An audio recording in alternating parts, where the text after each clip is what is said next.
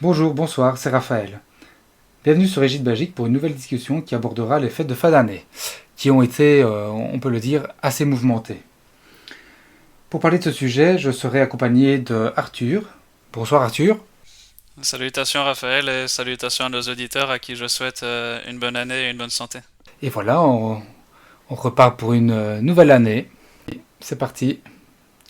Très bien, donc l'objet du podcast d'aujourd'hui concerne la violence qui a été observée durant les fêtes de fin d'année, en Belgique essentiellement, mais en Europe également. Donc je vais commencer, où il est question d'une interdiction le bourgmestre de la commune d'Anderlecht voulait prendre, visant à interdire aux jeunes de moins de 16 ans non accompagnés de sortie pour le nouvel an. Donc il s'agit d'une mesure assez particulière, assez ferme, carrément une interdiction de sortie. Euh, mais nous allons revenir, nous commenterons cet article-là par la suite. Euh, Autre fait intéressant, donc et malheureusement très triste et très dramatique. Donc c'est l'attentat qui s'est produit à Magdebourg le 20 décembre. On sait aujourd'hui que cet attentat, donc qui a eu lieu dans un marché de Noël, a causé la mort de 5 personnes et a fait 299 blessés. Puis par la suite, autre fait, à Bruxelles, pour le Nouvel An, on rapporte 1758 interventions des services de police, 600 interventions des services de pompiers, 159 arrestations. Et donc, lors de leurs interventions, les policiers et les pompiers ont eu droit à des affrontements avec ces fameux jeunes qui, euh, qui, qui agissaient avec des feux d'artifice, des cocktails Molotov. Puis on rapporte aussi un Gantois qui a été mis dans le coma après avoir été agressé par des jeunes qui avaient lancé des pétards sur un chien. Donc ça c'est à Gand. Et alors,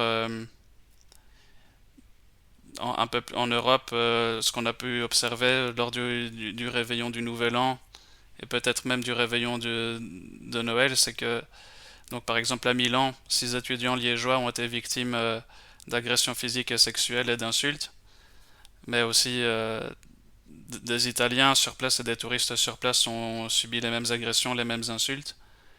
Puis un peu partout en Europe, et particulièrement en France et en Allemagne, on a pu observer toujours la même chose, des feux d'artifice, mais lancés toujours par ces mêmes jeunes également, soit dans les fenêtres d'habitation, soit contre les policiers, contre les pompiers. Et évidemment, donc ça, maintenant que j'y pense, on a pu aussi observer toujours la même chose aussi, des incendies de voitures. Donc des voitures souvent qui appartiennent à des gens de la classe moyenne, voire d'une classe plus pauvre, et des gens qui ont déjà peu de moyens. Et on a pu aussi voir à Berlin ou en Allemagne des tirs à l'arme à feu en l'air assez menaçants. Voilà, donc il s'agit, ici je vais dresser un rapide tour des différents faits qu'on a pu observer et qui témoignent d'un phénomène très interpellant, donc c'est la montée incessante de la violence en Europe.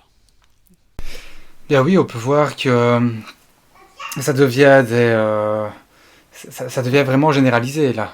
On retrouve ça du nord au sud de l'Europe, de l'ouest en est.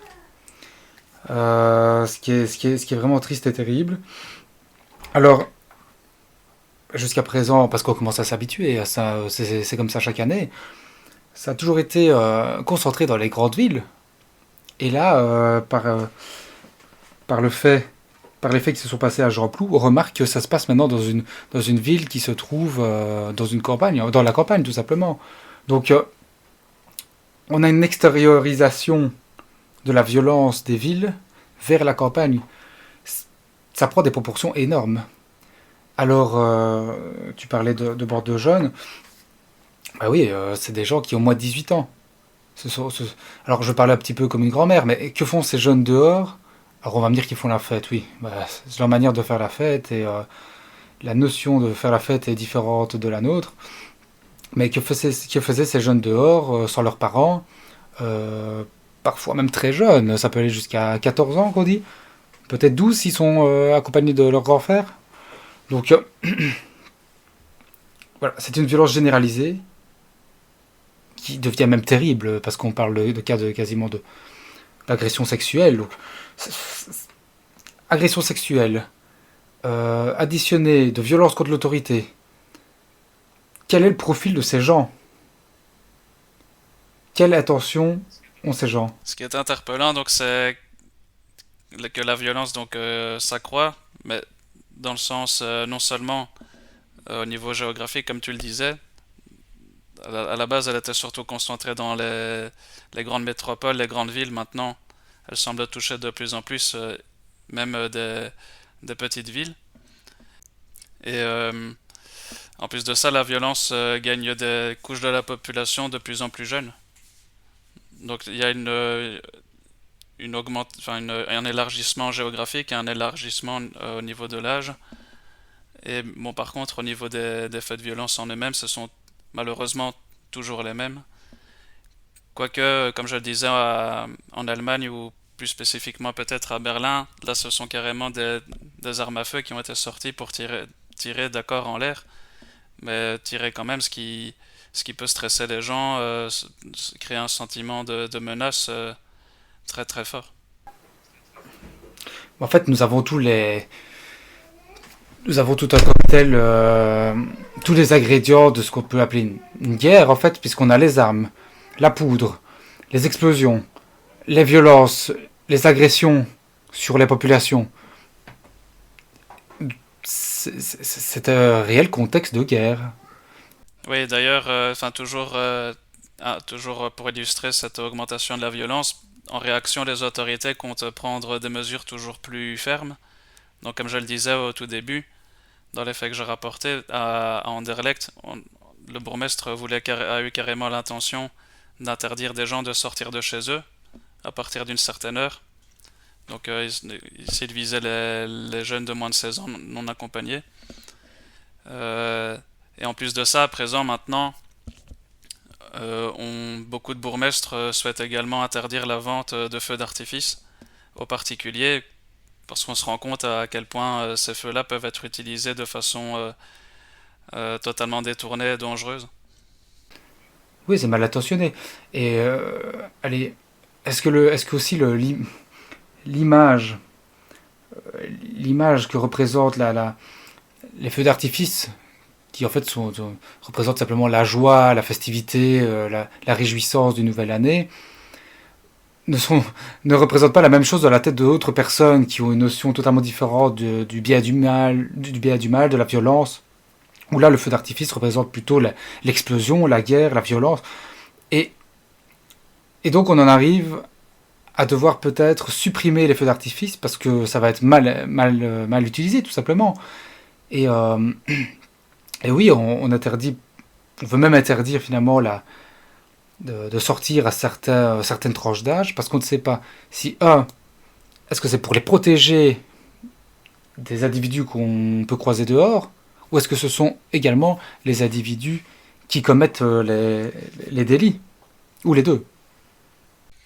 Et autre élément encore à souligner, c'est que malheureusement, comme ça, enfin, ce sont les médias qui le rapportent, mais c'est aussi visible sur les photos ou les vidéos publiées, que soit par les médias, soit sur les réseaux sociaux. Euh, les- les- les- les- une bonne partie des personnes qui causent toutes ces violences sont issues de l'immigration.